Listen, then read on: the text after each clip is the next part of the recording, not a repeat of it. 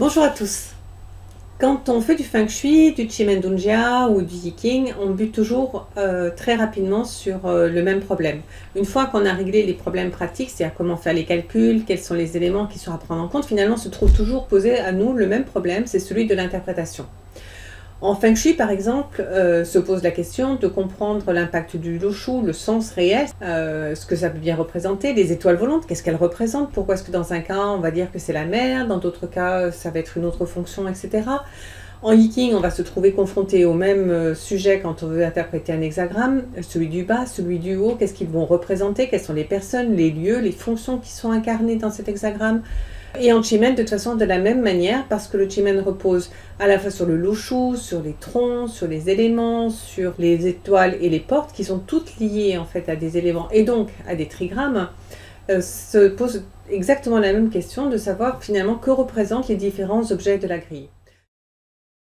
Donc une fois qu'on a réglé en fait les problèmes compliqués a priori au début, des calculs, etc., très rapidement, le seul problème qui nous reste, et le problème qui dure vraiment très longtemps, c'est comment est-ce qu'on interprète, à quoi est-ce qu'on donne du poids, où est-ce qu'on porte son attention, comment est-ce qu'on fait les choses.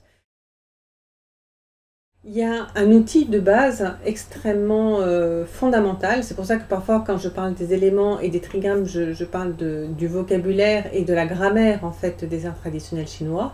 On va se retrouver avec deux objets, deux classes d'objets qui sont les 5 éléments et les 8 trigrammes. Pourquoi les 8 trigrammes? Parce que ceux qui ont suivi avec moi le cours de Yiking, par exemple, on a parlé de la cosmologie chinoise, eh bien en fait la totalité du monde créé s'interprète, peut se visualiser, peut se représenter à travers les trigrammes. Ce qui signifie que chacun des 8 trigrammes nous permet de comprendre, de représenter un type d'énergie.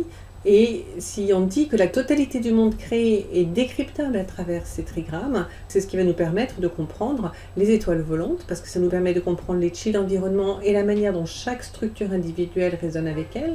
Ça nous permet de comprendre une grille de Chimen parce qu'on comprend pourquoi le fait d'avoir par exemple assistant au sud-est ou au nord ou à l'ouest n'a pas du tout le même impact. Ça nous permet de comprendre que par exemple Grain peut représenter à la fois la maladie, mais aussi des aspects liés à l'enseignement, liés à une certaine façon de thésauriser l'argent. Et en Yiking, bien entendu, c'est vraiment un accès très immédiat. Or, très souvent, en fait, on manque vraiment d'une bonne compréhension, de la nature des trigrammes. Qu'est-ce que ça représente? Finalement, on ne comprend pas l'essence de chacun des trigrammes. Et ça me paraît vraiment être un point très important pour avancer dans la qualité de nos interprétations.